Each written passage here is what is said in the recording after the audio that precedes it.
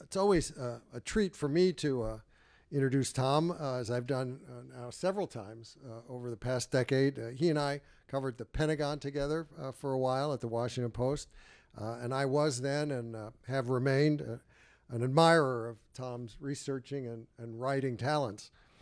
I think he's really outdone himself this time by coming up with quite an impressively original approach to viewing and writing about the civil rights movement.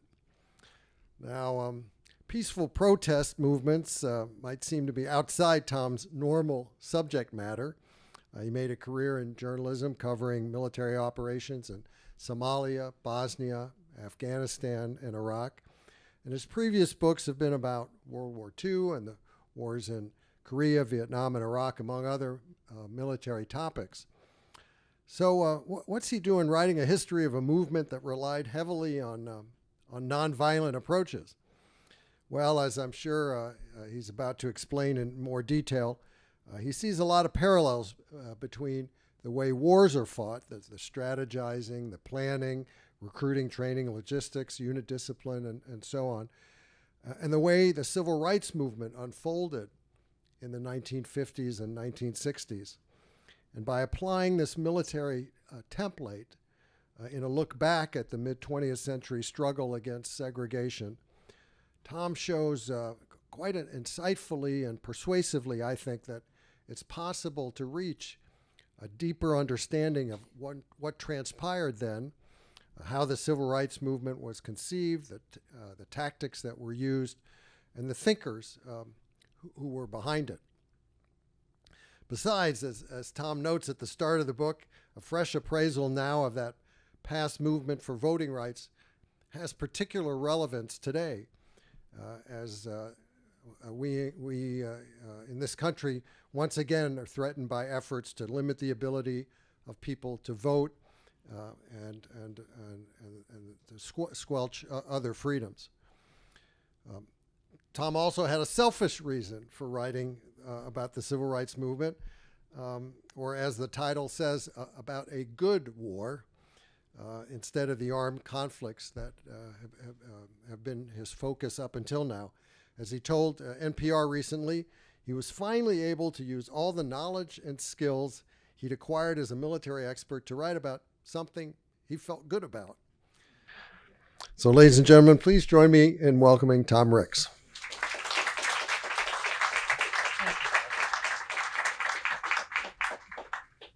Thank you. Thank you all for coming out tonight. Can you hear me in the cheap seats? Okay, good. I always like speaking at politics and prose because, as I've said before, it's as close as I'm ever going to come to attending my own funeral. This is sort of half the people I'd expect to see there come out. I want to begin by asking if we have any veterans here tonight of the civil rights movement. If so, would you put your hand up? There we go. There we go. And keep your hands up, please. Do we have any children of veterans of the civil rights movement here? Okay. Please keep your hands up. And I just want to say thank you and your families for what you did for the country.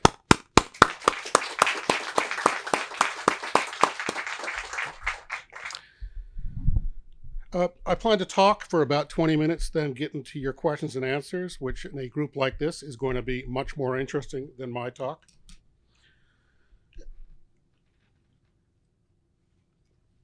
There are a lot of great books about the civil rights movement. There are good biographies of Martin Luther King, Fannie Lou Hamer, and a dozen other important figures in the movement. More recently, academic scholars have produced some fascinating studies at the grassroots level of how the civil rights movement worked in certain small towns and regions. This is not one of those books. This is not another history of the movement. As Brad indicated, this is a look at the civil rights movement through a different lens, through a military perspective. The core argument of the book is that a lot of books will tell you what the civil rights movement achieved. In this book, I endeavor to tell you how they did it. Ideally, this book is a handbook for how to create a sustainable social movement that can bring about revolutionary change in a country like the United States.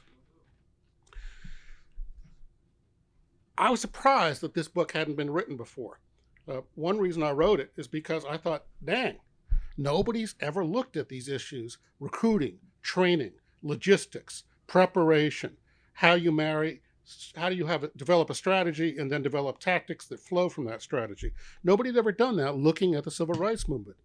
I sat down and I looked through an index of a couple of hundred PhD dissertations written since the year 2000 about the civil rights movement, and found none that addressed this. And a good reason to be skeptical. The US military, and all militaries, fundamentally are in some form about the use of force, which is to say violence or the threat of it. The civil rights movement was the opposite. It was about using nonviolence, nonviolent methods, approaches, philosophies to bring about social change. So on the face of it, they would appear to be opposites. I would say, though, that the civil rights movement, the more I looked at it, the more I saw parallels to the military. And a big reason for this is the central influence of Mahatma Gandhi on the civil rights movement. This was known at the time, but I think has kind of been neglected since then. Gandhi, the Indian independence activist, thought in military terms. He had actually served in an ambulance unit in the Boer War. He knew how military organizations worked. At one point, Gandhi said that his nonviolent efforts had more in common with military operations than they had with passive resistance. In fact, he hated the term passive resistance. He said, there is nothing passive about this. This is confrontational nonviolence. The term that they liked was clinging to the truth, holding on to the truth at all cost. In fact, it could be quite aggressive. One example I like is C.T. Vivian, one of the stalwarts of the movement, another one of the guys that come out of Nashville, like James Bevel, Diane Nash, John Lewis. C.T. Vivian is at Selma, and he's thrown down the steps of the county courthouse by Sheriff Jim Clark. And he looks back up and he says, "Who are you? What do you tell your wife and children at night?" A very human question. One thing they taught in Selma in classes, because they always prepared people to march, you always gave them a notion of what it was going to be like, how to do it. One thing they taught in Nashville was the sheriff is not coming after you. You're coming after the sheriff. Another example from Selma, John Lewis is also in a confrontation with Jim Clark, and Jim Clark yells at him and says at the end, "Do you hear me?" John Lewis looks at him and says calmly, "Yes. Did you hear me?" What a wonderful response, and really in some ways capturing the movement. Once you take the perspective of looking at this in terms of organization, in terms of military task, I think it sheds new light on the achievements of the civil rights movement, how they did what they did. I went into this book admiring them. I came out of it admiring them even more. These are American heroes who should be on postage stamps. Diane Nash, Fred Shuttlesworth, Septima Clark, Bob Moses, James Bevel. Do we have any relatives of James Bevel here tonight? Hello. And I hope you get elected.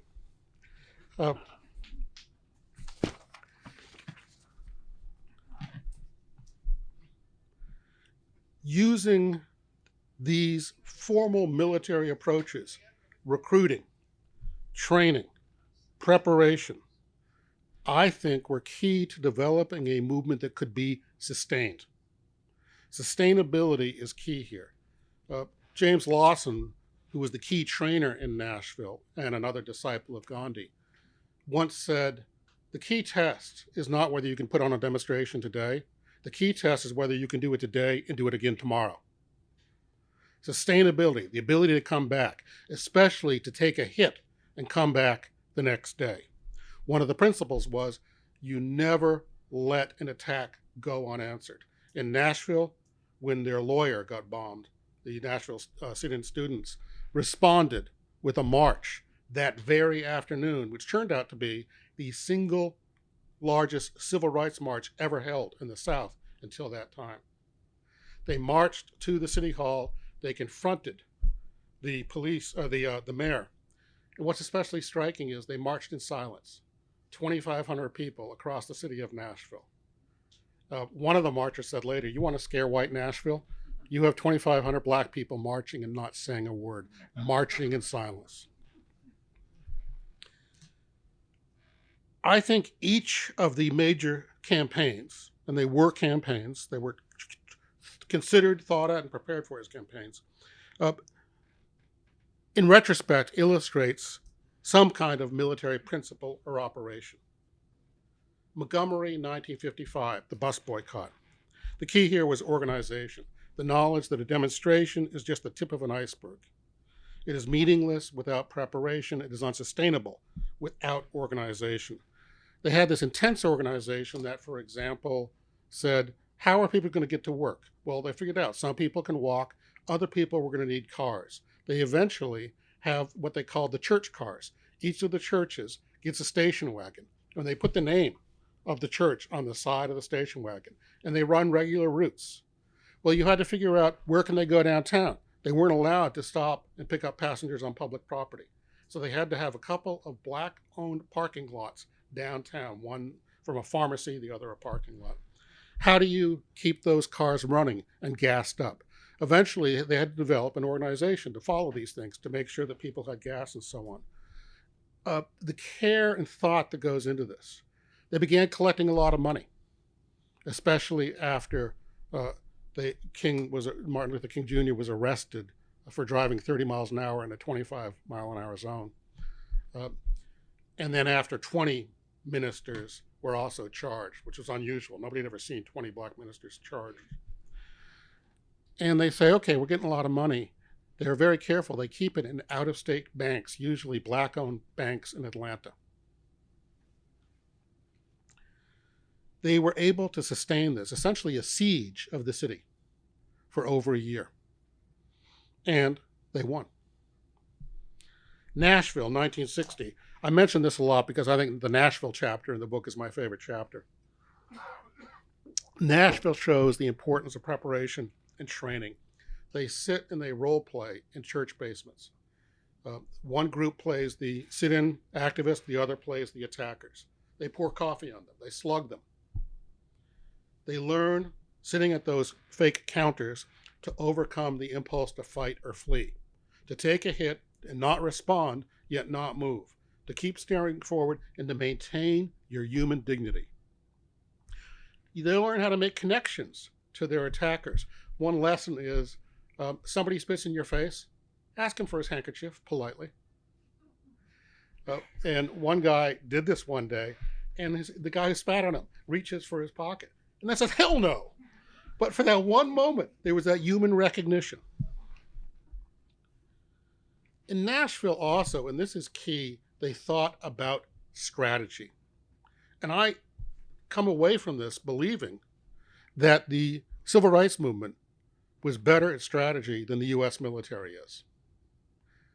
The military, like the civil rights movement, is very good at training, very good at tactics. But when it comes to strategy, the U.S. military is very poor, very sloppy.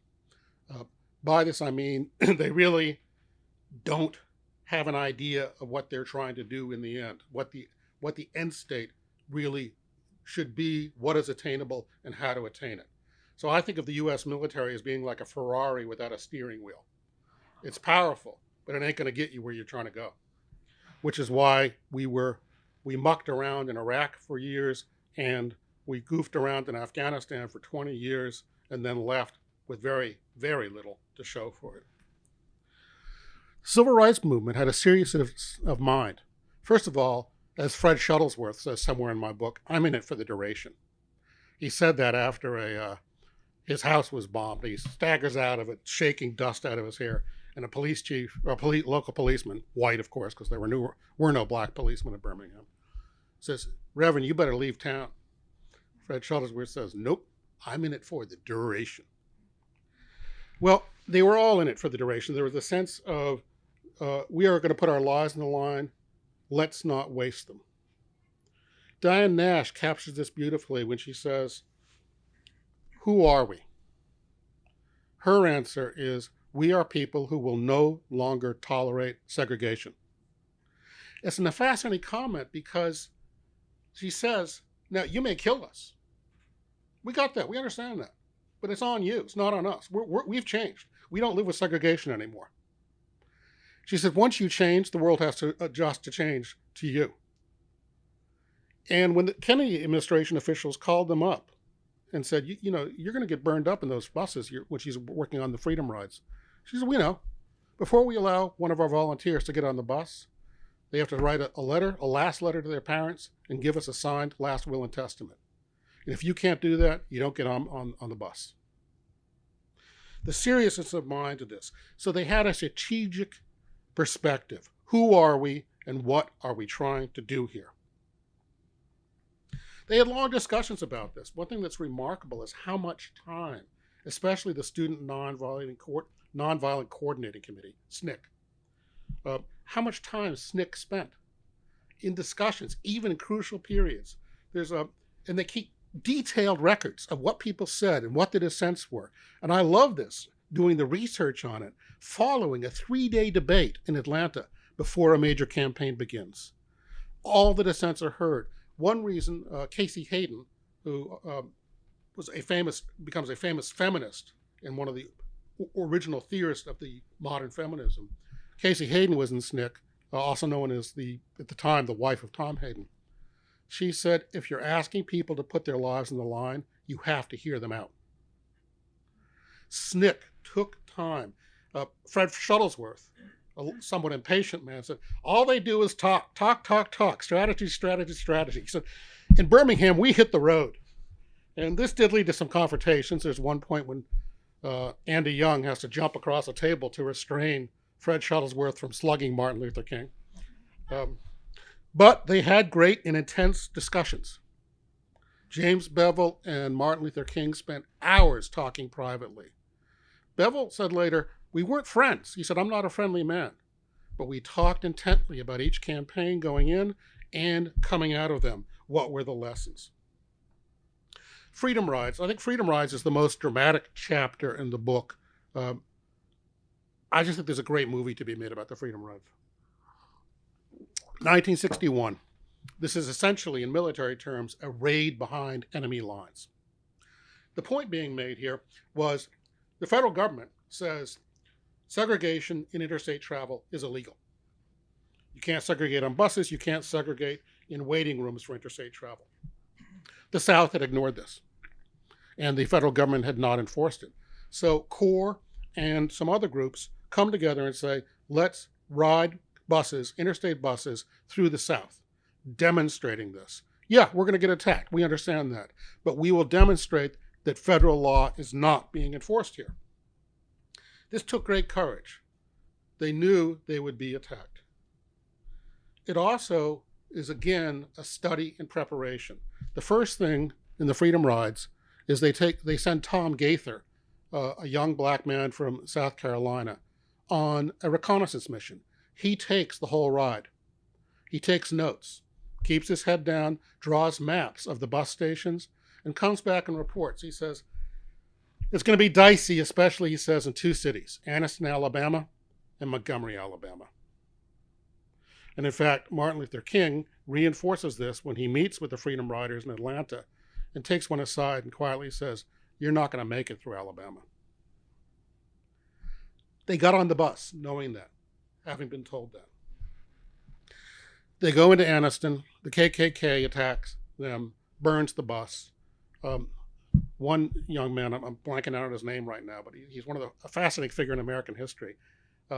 He gets the bus is burning. Finally, they get off the bus. They've all got, rubber plastic smoke in their lungs. and a man comes up to him and says, "Are you okay?" And he says, "Yeah." And the man then swings a baseball bat into his head.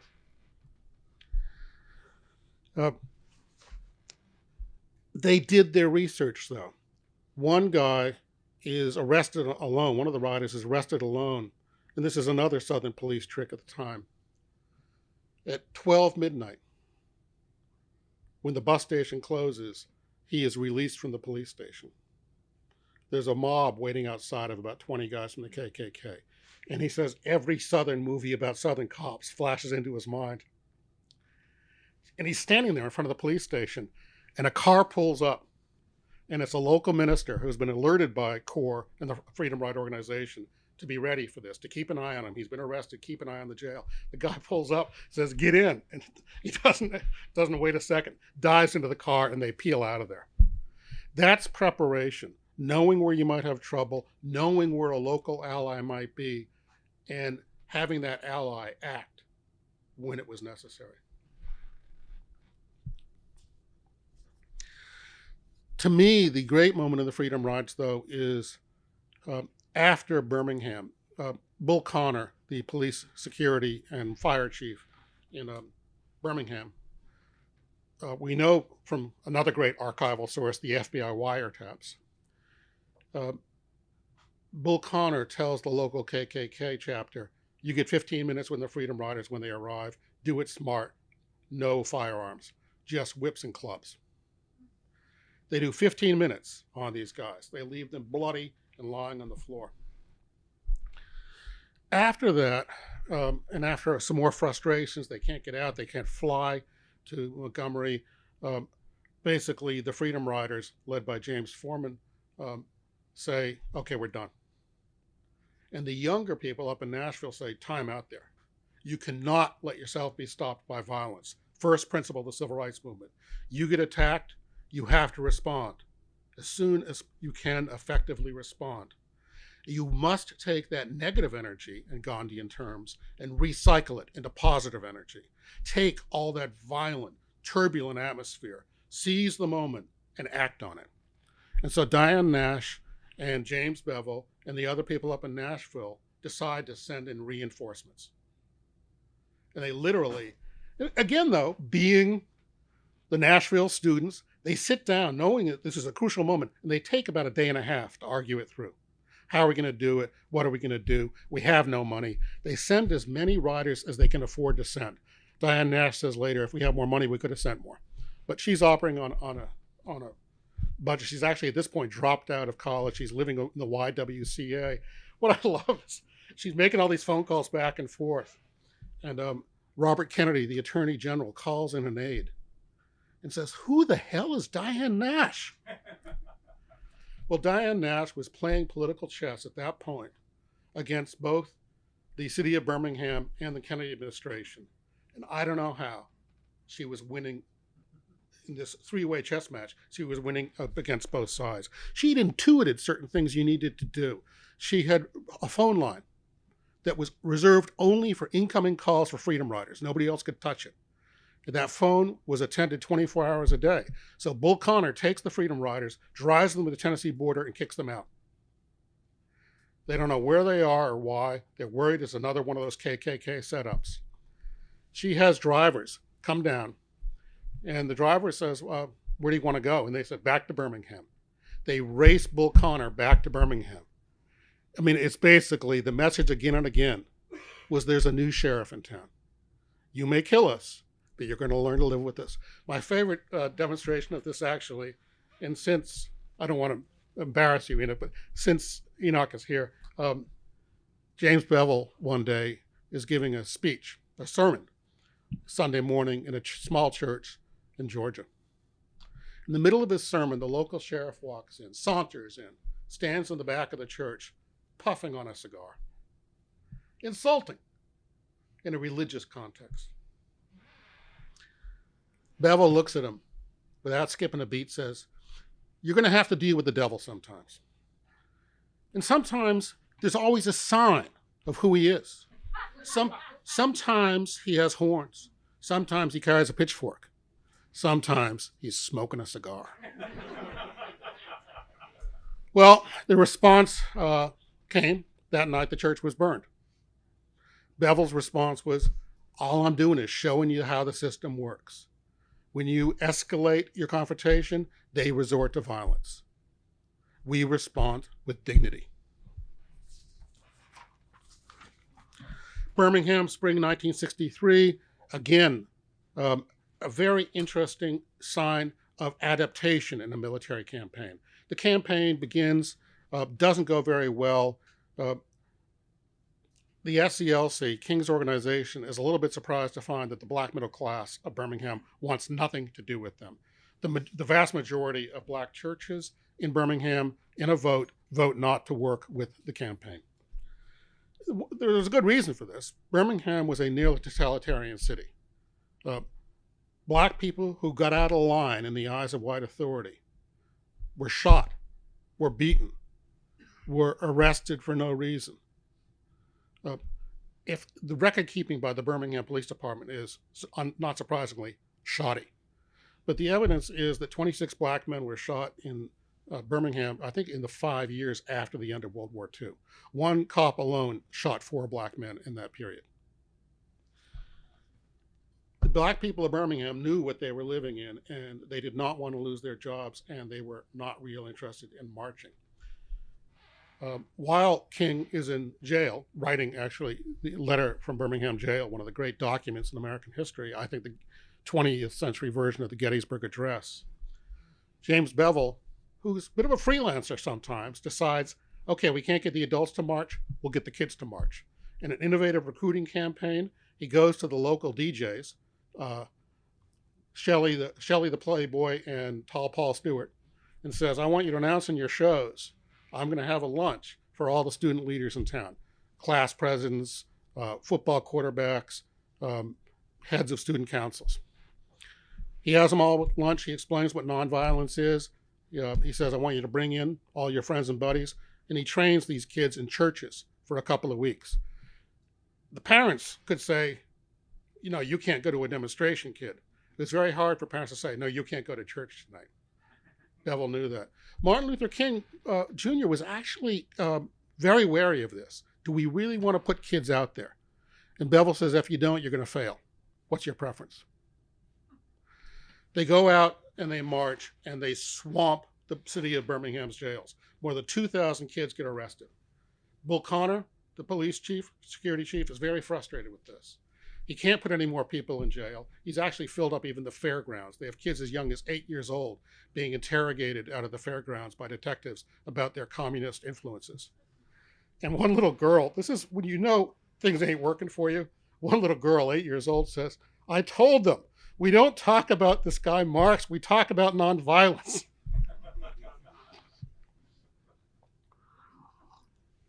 Bull Connor, in his frustration, says, well, I can't arrest anymore. I know what I'll do. I'll make them feel sorry they marched. And he pulls out the fire hoses and the police dogs.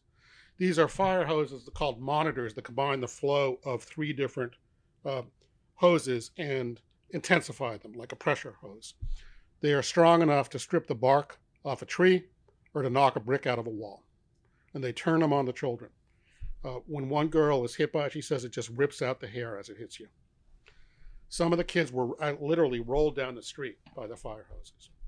Well, Bull Connor had made a great strategic mistake here. The nation had been told by the white supremacist power structure, we know how to handle race. Leave it to us. We understand it. And the response of the nation finally in April and May of 1963 is that's how you handle it. We're not buying it. It's on TV. It's actually the first time that President John Kennedy really engages in civil rights, becomes serious about it. In May 63, he gives his first press conference that really focuses on civil rights. He's still wary about it. He complains about how much trouble the civil rights movement is becoming. When somebody comes in and says to him, this Martin Luther King is trouble, he says, you think they're trouble, you should see SNCC. Of course, when this leaks out, this is music to SNCC's ears. You got the president's attention. So Birmingham, to me, is really the Gettysburg of the Civil Rights Campaign. Ironically, exactly 100 years after Gettysburg, it's a turning point. They have the nation's attention. And the strategic question is what to do next. And the answer, I think, again, is brilliant. You have the nation's attention, you introduce yourself politely and say, this is who we are and this is what we're about. And that's the March on Washington, August 1963. In military terms, it's a strategically brilliant move, but also logistically extraordinary. Bayard Rustin, another person I want to see on a postage stamp, says, we're going to get 250,000 people into D.C., get them back out the same night, and he does it in such a way that there was no violence, and there were really fears of widespread violence, the biggest gathering that Washington, D.C. had ever seen, public demonstration, and also, by the way, the largest interracial gathering in American history. Rustin, again, hats off to nonviolence, says to the D.C. police, guys, you don't have a good reputation on race. Your job is going to be to look outward. I want you in a ring, separated from the march, looking outward, making sure we don't get provocateurs and infiltrators and the KKK coming in on us. They said, well, what about your internal security? He said, I got it. He recruits black police officers from around the country, led by a contingent from New York City called the Guardians. And he says, leave your weapons at home, out of your jurisdiction, bring your handcuffs, wear a white shirt and blue pants, and monitor the crowds for me. They actually do training with them, with these black police officers, on nonviolent de-escalation, which, by the way, the American police still could take some training in. It's a brilliant operation. In military terms, it is logistically extraordinary. It really also was the time when the movement made its national debut, culminating in the I Have a Dream speech, which is, to me, extraordinary in both being kind of a poem, but also a strategic document and an introduction to the nation. In the most dignified terms, this is who we are, this is what we want. And you have this contrast. You can have Bull Connor's America, police dogs and fire hoses on kids, or you can have this dignified, quiet crowd simply saying, all we want here is equal justice before the law. Is that so much to ask? A real turning point in how the civil rights movement was viewed by political America and covered by the American media. Taylor Branch notes that before then, King's speeches were not routinely covered in the white media. After that, they were. Freedom Summer, I've talked about a bit. To me, the great moment of Freedom Summer is, at the end of it, they don't feel they've done that much in Mississippi. They've worked all summer, they've bled, they've sweat, they've been bombed, they've been beaten. 3 of the workers have been killed, churches have been burned, houses have been bombed. But when you look back on it now, Freedom Summer cracks segregation in the hardest state in the country, Mississippi, a totalitarian state, really for white people as well as black people. They did not brook white descent either. Before Freedom Summer, 7% of black people in Mississippi who were of the age were allowed to vote, were allowed to register and vote. Sometimes you could register, but you couldn't vote. After Freedom Summer, by 1968, 59% of black people in Mississippi were registered to vote. I point this out with some specificity because in 1969, a very young man named Benny Thompson was elected to local office in Mississippi, just west of Jackson. A few years later, he becomes mayor of his little town, and sometime after that, becomes a member of Congress. And today, he is chairman of the January 6th committee. So as my friend Karen Chenoweth pointed out, better than I could, Freedom Summer improved American democracy. Benny Thompson begins his political career in the wake of Freedom Summer, and now he is chair of a committee that is trying to protect and even rescue American democracy. There is a direct line there. So you have a direct line from Amzie Moore, Bob Moses, Fannie Lou Hamer, Dave Dennis, to Benny Thompson. American history can be surprisingly short sometimes. Selma, 65. Selma, they're hitting on all cylinders. The movement is just really seasoned. They know exactly what they're doing. They play Sheriff Jim Clark like a violin. One of his allies complains. In the marching is done so well. At Selma, for example, they march by neighborhood, by block, and you have a block captain. In military terms, that means you have cohesion. When you're marching, you have on your left and your right people you know. It also makes it easier to march and harder to run away. It also is a good form of military protection if there are provocateurs and infiltrators, and there were, always. You say, well, who are you? What are you doing here? Why aren't you with your group? So there are parade marshals watching all this. There is such preparation. When you go through the records, they're all online today, and I would sit and read these for hours, just fascinated. Who's going to march from this neighborhood? How many kids do they have? Who's going to babysit the kids at the church? When the march is over, they're going to be hungry. Who's going to cook and bring food into the church? Who is going to have medical care for the people who got beat during the march? All this was thought through. All this was prepared. This is dull, heavy work sometimes. There were complaints. They're in meetings. The block captains from Ward 2 are dragging their feet. They're not getting the records to me. I need to know this stuff. And then Andrew Young goes through all this stuff, and he walks through the march before it begins at Selma and says, if you can't do nonviolence, tell me right now. I'll be watching you. The parade marshals are watching you. This, again and again, the word that comes up when people are reminiscing about this is discipline. And it's harder than military discipline because you have no real control over these people. The people who are marching, all you have is moral authority. And so you have to have the moral authority to help people and have them follow your orders when they are out there at great risk to themselves. After that comes what I think of as the sad campaigns: Chicago, 66, Memphis, 68. In Chicago, at least, Martin Luther King, defeated, follows another military principle. He says, when you're losing, cut your losses, and he gets out.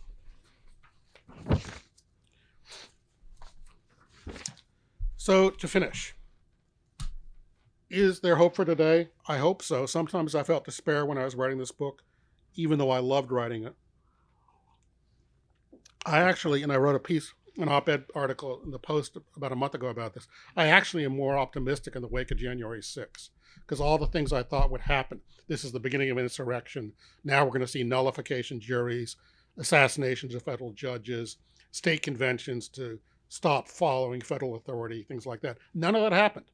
And it turns out that the January 6th marchers, invaders, lacked the courage of their convictions.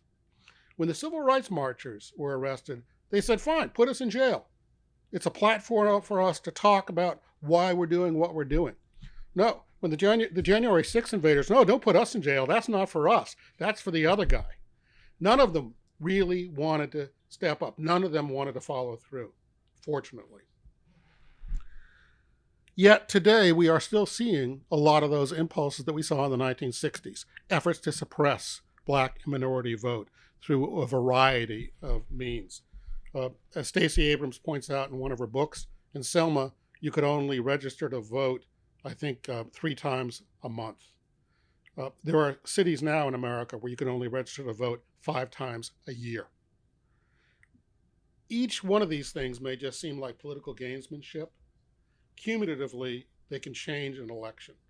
And that's the point that Stacey Abrams makes. I think Stacey Abrams is very much inheriting the mantle of King's SCLC, the focus on voting rights and protecting the right to vote. Meanwhile, Black Lives Matter, I think, is inheriting the mantle of SNCC. SNCC was more focused on police brutality, on police abuses, and BLM, likewise, has really made America focus on that. It's striking to me that even today, no one can tell you how many people are killed by American police every year. The Post did an interesting research on this, it turns out that only half the numbers that in the FBI database, that the FBI only collects about half the numbers. It's voluntary reporting. There was no follow through by the FBI. We don't know the extent of police violence in this country. Why? Because the country doesn't want to know. It's the same way that civil rights were in the 1950s. Why does this situation exist? Because the country kind of knows it's out there, but really doesn't want to know about it. So I think BLM is doing a very good job of making the country see the reality in front of them. I think they're succeeding, but I think the key also is sustainability, that organizations need to prepare for the long haul. They need training, planning, discipline. To me, that is the core lesson of the heroes of the classical civil rights movement. Sorry, I went a bit longer than I expected. I get excited sometimes.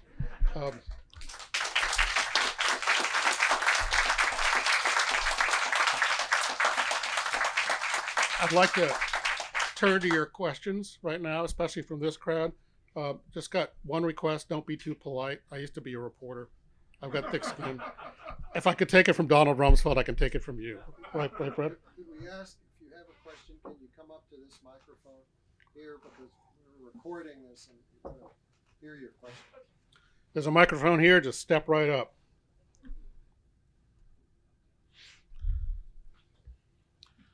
I was responding to your thought about the moral authority, and I was thinking about having a grandfather that was involved as a minister.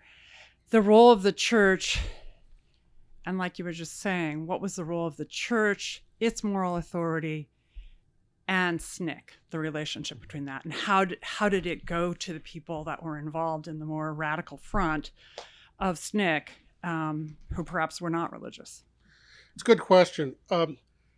I think the role of the Southern Black Church is essential. I think there were three things that happened that brought together the Civil Rights Movement in the wake of World War II. First, you have 1 million Black veterans returning, mainly to the South. They've seen a different world, and a lot of them are not going to take it anymore. I'm thinking of people here like Medgar Evers, Amzie Moore in rural Mississippi. Has a job at the post office, so a federal job. He can't be reached by local authorities. He also has a gas station that he refuses to have segregated bathrooms. I mean, this is just, I'm amazed that Amzie Moore survives. And he does this for decades. He was the guy that everybody went to when they went into Mississippi to learn how to survive. The second thing that happens is the Black church, and I've read about this, and I'm not completely understanding why, but a new generation of Black ministers comes up, and they open the church to civil rights in a way they hadn't before World War II. This partly maybe some Ralph Abernathy is a World War II vet. So partly I think there was a connection, a new sense there. The church provides a whole structure for the movement. There are no Black officials. There are hardly any Black meeting places. The church gives you a place to meet, a place to talk, a structure. It also provides a form of counterintelligence. Provocateurs were a constant problem. The lesson that what they did in Montgomery was when somebody called up and said, "Hey, like, where's the march tomorrow? What's going on?" They'd say, "Call your church, brother." If you don't have a church, you didn't get the information. The relationship with SNCC is fascinating to me because it is generally so respectful. They come together actually during the Freedom Rides, literally in a church in Montgomery, surrounded by a couple of thousand people who were threatening to burn the church down. And that's when the Freedom Riders, Diane Nash is there, a bunch of SNCC people are there, and King and other older civil rights leaders are there. And there is a mutual respect that night. When the Attorney General says to James Foreman, the Kennedys are always saying this early on, "We want a cooling off period." And he said, "We need a cooling off period." And James Foreman says, "Well, before I can do anything, I have to ask Diane Nash." Again, Kennedy, "Who the hell is Diane Nash?" And Nash says, "Tell him there's no cooling off period." Foreman, to his credit, goes back and says, "We've been cooling off for 300 years here. We're not cooling off anymore." There is that confluence of the movement that night. Still, there is tension.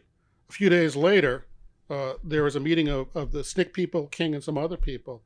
And Dr. King has been talking about how these freedom riders are so good. And one of them says, well, will you be on the bus with us tomorrow? No, he says, I'm on probation. It's just the wrong answer. One of them says, we're all on probation. King says, look, I think I get to pick the time and place of my crucifixion. Partly he was saying, welcome to my world. I've been having death threats every day for 8 years at this point. I'm going to go in. And Nash, at that point, withdraws. One of the rules of nonviolence that they followed was you don't coerce people into nonviolence. You don't coerce people into joining you. They join you because they want to, because they volunteered. And if Dr. King didn't want to ride, then that was his choice. Of course, James Foreman the next day won't ride either. He goes and says goodbye at the bus station. And it was a young woman, I think her name was Diane Cooper, I can't remember now, leans out the window and says, James, you're not going to get on the bus? He said, no, I got a lot of paperwork. And she said, James, please. They expected to die that day. They expected the bus to be burned. He gets on the bus, and it was a hard thing to do, but he did get on the bus. Just one, I'll stop there. There's another great story there, but I can't tell all the great stories. Please. Tom, through all the work that you did in preparing for the book, was there something that you learned that surprised you the most? And is there anything that you learned about Dr. King that is sort of new, or, because you sort of took a different approach of looking at the movement. Is there anything about Dr. King that is little understood, little known, or sort of counter to the narrative or what's understood about him? Am I allowed to congratulate you? No. Okay. Not publicly. Okay. Thanks. The question was, what surprised me? A lot surprised me. There were surprises every day. I'd say the single biggest surprise to me, though, was the role of women. I did not go into this planning to write a lot about women in the civil rights movement. What I came up against, though, again and again, was at the level I was looking at. How did they prepare? How did they train? Women were central. Rosa Parks is prepared for her action by Septima Clark, another fascinating figure, another postage stamp person.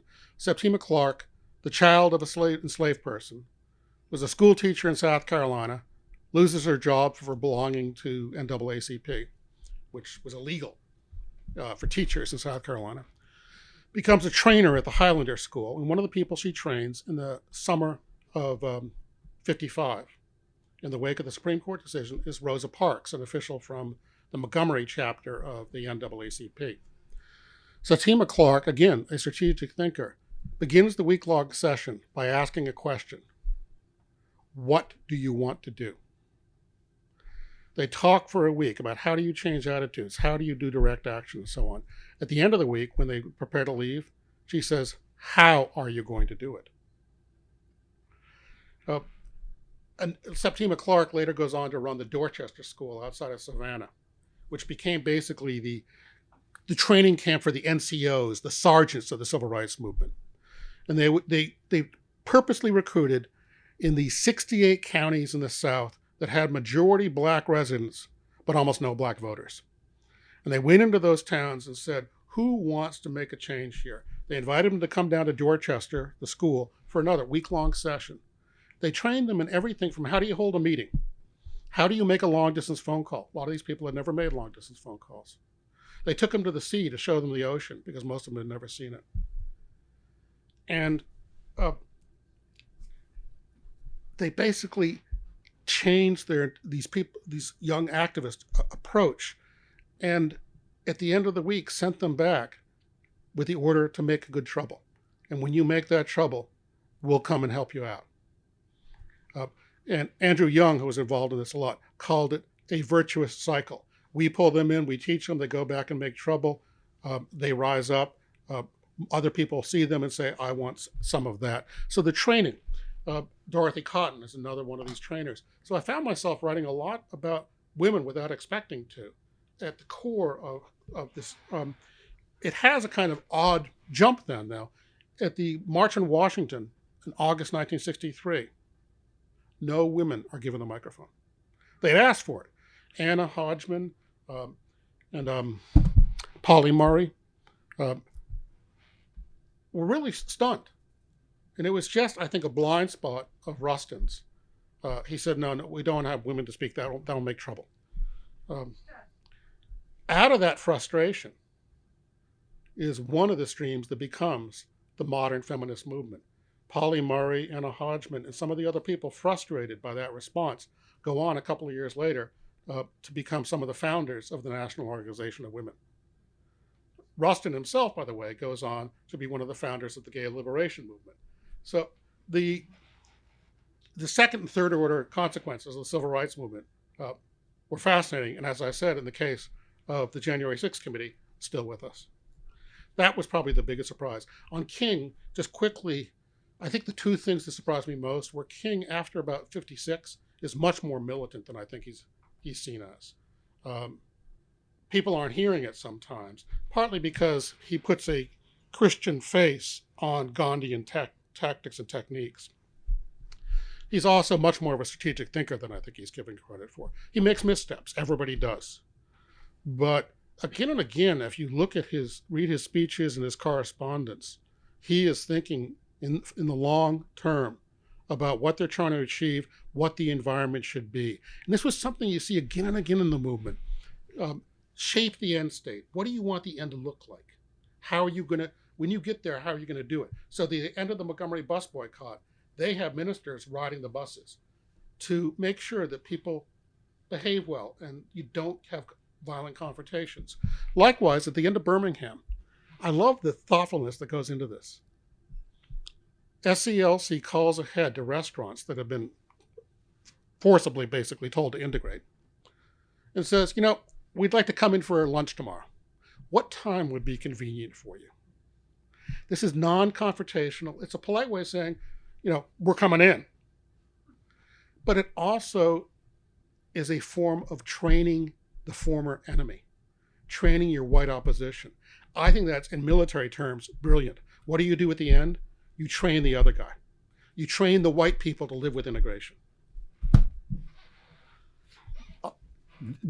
Thank you so much. This has all been fascinating. I've been thinking about sort of the stories that are sort of told to lawyers about the strategy of Charles Hamilton Houston and Thurgood Marshall beginning in the 1930s, anticipating what they needed to do legally to get the result of Brown versus Board of Education, and sort of starting in areas of segregation that they felt that they knew that they could win legally, and sort of using those to create precedents. To what extent in your work did you sort of see that strategic long-term planning that they were sort of famous for being sort of either picked up or laying some of the groundwork for what you've described this evening? You do see it constantly, the long-term strategic thinking. Remember one of the great songs of the Civil Rights Movement, keep your eyes on the prize. Keep your eyes on the end of it. Don't get distracted by the short-term hiccups and stumbles. That said, there's a fundamental strategic difference between the NAACP and the civil rights movement that grows up in the 50s. As Andrew Young summarized it, their campaigns lasted 9 years. Our campaigns lasted 9 weeks. And there was a real frustration felt between NAACP and SCLC. NAACP said, we do the work for years, and they come in and claim the credit. Roy Wilkins, I think, developed a personal animus against King to the point that John F. Kennedy gossips about it with his brother. Those guys hate each other, he says. And Wilkins really could be hard on some of the younger civil rights movement people. John Lewis writes about how he felt Wilkins really didn't treat the newcomers to the movement well, kind of like we have a father knows best attitude. Thurgood Marshall at one point calls C.T. Vivian the most dangerous man in Nashville, and he doesn't mean it as a compliment. But as the NAACP said at the time, we're going to be here when everybody else is gone. And they kind of are. SNCC came and went in a flash. The NAACP worked hard, struggled, and stayed on. I think the lesson I take away is there is room for both. It was sometimes difficult for them to work together at the time, though. And how would you draw that analogy then in the military terms that you've been? This is actually, I like the review that ran in the New York Times, or actually it was online in the New York Times. It hasn't run in the paper yet. I have a lot of analogies in the book to military operations. I compare Roy Wilkins to Charles de Gaulle in World War II. An ally that you weren't always sure you wanted as an ally. You know, so Wilkins is kind of calling up LBJ and backstabbing King and so on.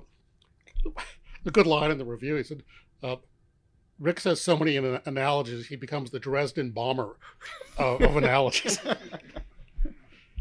Yeah, point taken. Thank you. You're welcome. We've got time for maybe one more question. Okay, this has to be a two-hander then, an important question. Two things. First of all, if you check the record again, you will find that Josephine Baker spoke at the March on Washington, and she said it was one of the proudest moments of her life. She performed, I believe, in the concert. I don't believe she spoke that afternoon. Okay, we'll double check again. Okay. But I have heard her speak. So anyway, but my question is, if Birmingham was the Gettysburg, is there an Appomattox to the civil rights movement?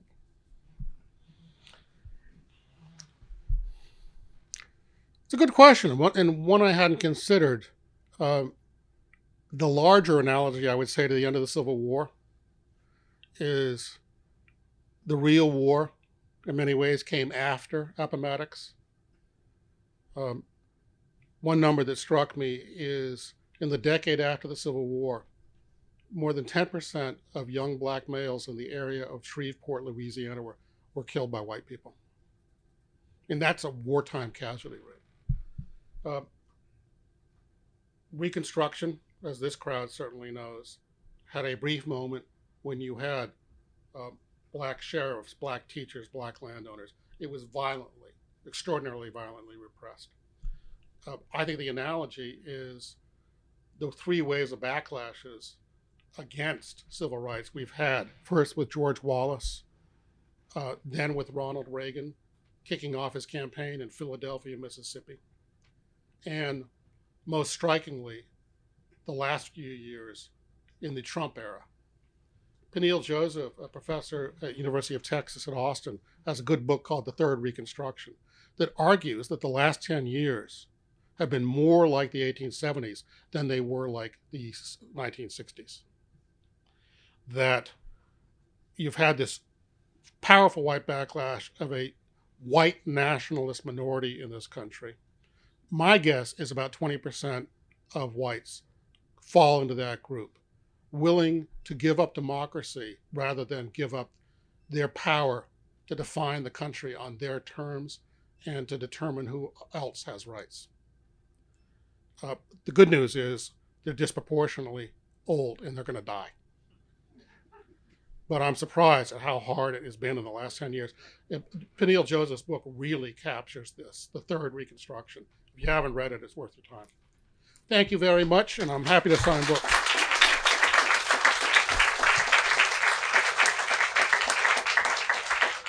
Copies of Tom's book